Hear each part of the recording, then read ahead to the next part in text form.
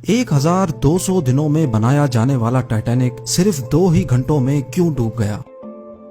10 अप्रैल 1912 ये वो दिन था जब दुनिया का सबसे बड़ा और महंगा तरीन बहरी जहाज टाइटैनिक अपने पहले सफर के आगाज के लिए बिल्कुल तैयार था। उस दिन अटलांटिक ओशन बेहद पुरसुकून था और समंदरी तूफान आने का दूर दूर तक कोई चांस नहीं था। जहाज में 1500 पैसेंजर सवार भी हो चुके थे और लाखों लोग डॉक पर टाइटैनिक के पहले सफर का आगाज देखने के लिए खड़े थे। ना ही पैसेंजर्स को, ना ही अलविदा करने वाले लाखों लोगों को और ना ही टाइटैनिक के अमले को मालूम था कि जो जहाज कुछ ही देर में रवाना होने वाला है उसको बनाते वक्त 6 ऐसी गलतियां की गई हैं जो इस जहाज को बदतरीन हादसे का शिकार बनाने वाली है। जिम टीवी की वीडियोस में एक बार फिर से खुशामदीद। नाजरीन, आज आप जानेंगे अपने दौर के सबसे महंगे, सबसे लग्जरी और सबसे ताकतवर जहाज टाइटैनिक की 6 ऐसी गलतियां जो अगर ना की जाती तो शायद आज टाइटैनिक क्रैश होने की वजह से नहीं बल्कि अपनी कामयाबी की वजह से दुनिया में फेमस होता। आखिर ऐसी कौन सी 6 गलतियां थीं जो 40 साल एक्सपीरियंस रखने वाले टाइटैनिक के कैप्टन एडवर्ड स्मिथ को भी नजर नहीं आई? कैप्टन के 40 साल के एक्सपीरियंस को तो छोड़ें, ये गलतियां टाइटैनिक ऑपरेट करने वाली कंपनी दी व्हाइट स्टार लाइन, जिसको 107 शिप्स ऑपरेट करने का एक्सपीरियंस था, उनको भी नजर नहीं आई। और तो और ये गलतियां टाइटैनिक मैन्युफैक्चर करने वाली कंपनी हार्लैंड एंड वुल्फ को भी नजर नहीं आई, जिन्होंने सिर्फ टाइटैनिक से पहले ही 500 से ज्यादा शिप्स मैन्युफैक्चर की थी। टाइटैनिक की कंस्ट्रक्शन 1907 में शुरू हुई थी और तकरीबन 3 साल का वक्त और 2000 वर्कर्स की मेहनत के बाद जहाज को तैयार कर लिया गया। अब जहाज पूरी तरह से तैयार हो चुका था, लेकिन इसको टेस्ट करने का फेज अभी बाकी था। टाइटैनिक बनाने वालों का उस पर भरोसा तब मजीद बढ़ गया जब टाइटैनिक ने अपना पहला टेस्ट रन कामयाबी से पार कर लिया था। टेस्ट पास करते ही पूरी दुनिया में मुख्तलिफ अखबारात में इसकी मार्केटिंग की गई, जिसकी हेडिंग थी अनसिंकेबल टाइटैनिक, यानी कभी न डूबने वाला जहाज बना लिया गया है। जहाज का पहला सफर इंग्लैंड के शहर साउथहैम्पटन से शुरू होना था, जिसका दिन 10 अप्रैल 1912 मुकर्रर किया गया और जिसकी मंजिल अमेरिका का शहर न्यूयॉर्क थी।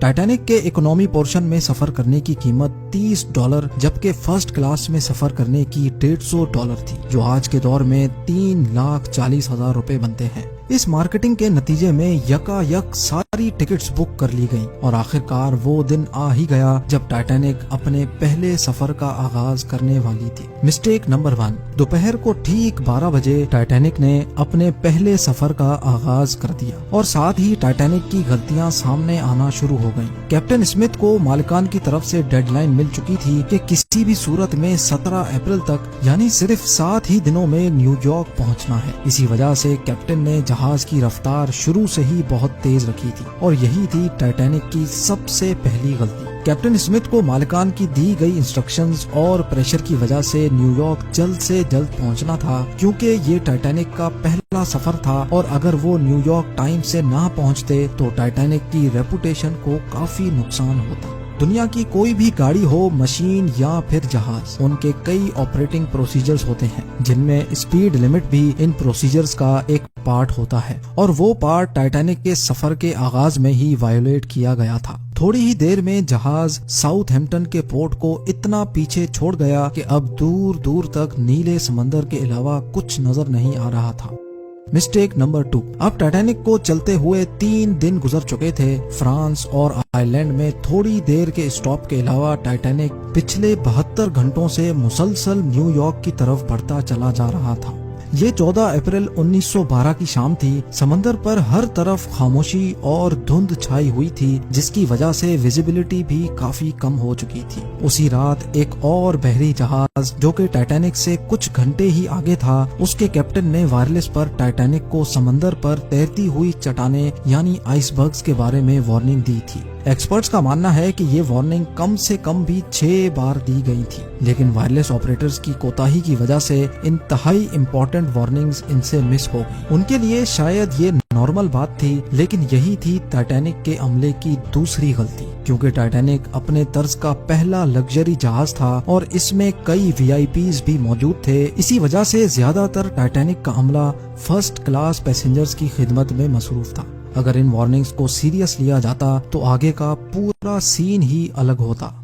مسٹیک نمبر 3، جہاز کی اسپیڈ بھی زیادہ تھی اور ان سے ایک بہت امپورٹنٹ وارننگ بھی مس ہو چکی تھی۔ ٹائٹینک اب تیزی سے انتہائی بے خوف انداز میں آئس برگ کی رینج میں بڑھتا چلا جا رہا تھا، لیکن ابھی بھی ٹائٹینک کو حادثے سے بچایا جا سکتا تھا کیونکہ جہاز کے پہرے دار الرٹ تھے جو کسی بھی آئس برگ کی اطلاع دور سے دیکھنے پر ہی کیپٹن کو دینے کے لیے ریڈی تھے۔ لیکن دور سے دیکھنے کے لیے ان کے پاس ایک چیز موجود ہی نہیں تھی اور وہ چیز تھی دوربین۔ جی ہاں، پہرے دار الرٹ تو تھے لیکن وہ آئس برگ کو دوربین نہ ہونے کی وجہ سے دور سے نہیں دیکھ سکے، اور یہی تھی ٹائٹینک کی تیسری غلطی۔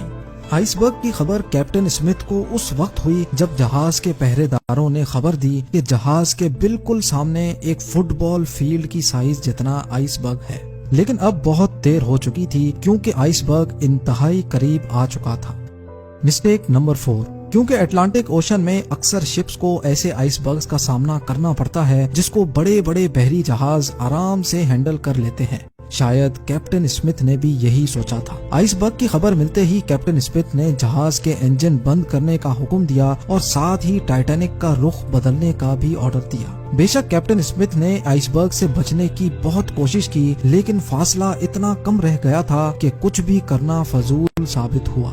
آئس برگ اب ٹائٹینک کے سینٹر سے ٹکرا چکا تھا، لیکن ٹائٹینک کے ابھی بھی بچنے کی کافی امید باقی تھی۔ یہ امید باقی رہ گئی تھی کہ شاید آئس برگ جہاز کی باڈی کو نقصان نہ پہنچائے یا پھر آئس برگ جہاز سے ٹکراتے ہی خود ہی ٹوٹ جائے، اور شاید ہوتا بھی ایسے ہی اگر ٹائٹینک کی چوتھی غلطی اپنا کام نہ دکھاتی۔ ایکسپرٹس کا ماننا ہے کہ ٹائٹینک کی باڈی پر جو ریوٹس لگی تھیں وہ اسٹیل کی نہیں بلکہ کاسٹ آئرن کی بنی تھی۔ ان ریوٹس کا کام لوہے کے بڑے بڑے پیسز کو آپس میں جوڑے رکھنا ہوتا ہے، لیکن چونکہ کاسٹ آئرن اسٹیل سے نرم ہوتا ہے، اسی وجہ سے جس جگہ آئس برگ ٹائٹینک کی باڈی سے ٹکرایا وہاں کے ریوٹس پریشر کی وجہ سے کھل گئے، اور پھر وہی ہوا جس کا ڈر کیپٹن اسمتھ کو تھا۔ مسٹیک نمبر 5، ٹائٹینک کی ٹکر ایک فٹ بال فیلڈ جتنے بڑے آئس برگ سے ہو چکی تھی اور اب جہاز کے نچلے حصے میں پانی بھرنا شروع ہو چکا تھا۔ اس خطرناک تصادم نے پورے عملے اور پیسنجرز کو الرٹ کر دیا تھا، اور ساتھ ہی جہاز میں موجود ٹائٹینک کے مالک جوزف بروس کو بھی۔ بے شک ٹائٹینک میں پانی بھرنا شروع ہو گیا تھا، لیکن ابھی بھی ٹائٹینک کے بچنے کی امید باقی تھی، کیونکہ ٹائٹینک کو ایسے ڈیزائن کیا گیا تھا کہ اگر اس کے 3 فلورز میں پانی بھر بھی جائے پھر بھی یہ نہیں ڈوب سکتا۔ لیکن بدقسمتی تھی اس جہاز کی کہ 3 فلورز کو کراس کر کے پانی اب 4تھے فلور تک جا پہنچا تھا۔ اب معاملہ ہاتھ سے نکل چکا تھا، ٹائٹینک آہستہ آہستہ اوشن میں ڈوبتا جا رہا تھا۔ اب جہاز کی فکر کیے بغیر اس میں موجود پیسنجرز کی جان بچانے کا وقت آ چکا تھا۔ کیپٹن اسمتھ نے ریڈیو پر ایمرجنسی الرٹ جاری کر دیا۔ جب تک کوئی مدد کے لیے آتا تب تک پیسنجرز کو لائف بوٹس میں شفٹ کرنے کا پلان کیا گیا، لیکن اس موقع پر 5ویں غلطی نے اپنا کام دکھا دیا۔ جی ہاں، جہاز میں ٹوٹل 32 لائف بوٹس کی جگہ تھی، لیکن کوتاہی کی وجہ سے صرف 20 بوٹس ہی رکھی گئی تھی۔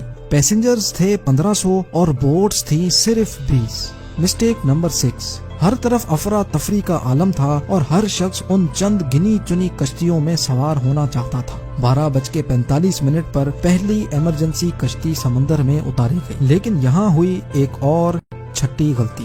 افراتفری کے عالم میں کشتیوں کو پورا بھرے بغیر ہی سمندر میں اتار دیا گیا، جس میں زیادہ تر فرسٹ کلاس پیسنجرز کو ترجیح دی گئی تھی، یعنی جو لوگ زیادہ امیر تھے ان کو پہلے بٹھایا گیا تھا۔ کشتیوں میں اگر زیادہ پیسنجرز کو بٹھایا جاتا تو انسانی جانیں کم ضائع ہوتی۔ اب جہاز تیزی سے سمندر میں ڈوبتا جا رہا تھا۔ 2:18 پر شارٹ سرکٹ کی وجہ سے ٹائٹینک کی ساری روشنیاں بجھ گئی تھی، اور اگلے ہی لمحے جہاز ٹوٹ کر 2 حصوں میں تقسیم ہو گیا۔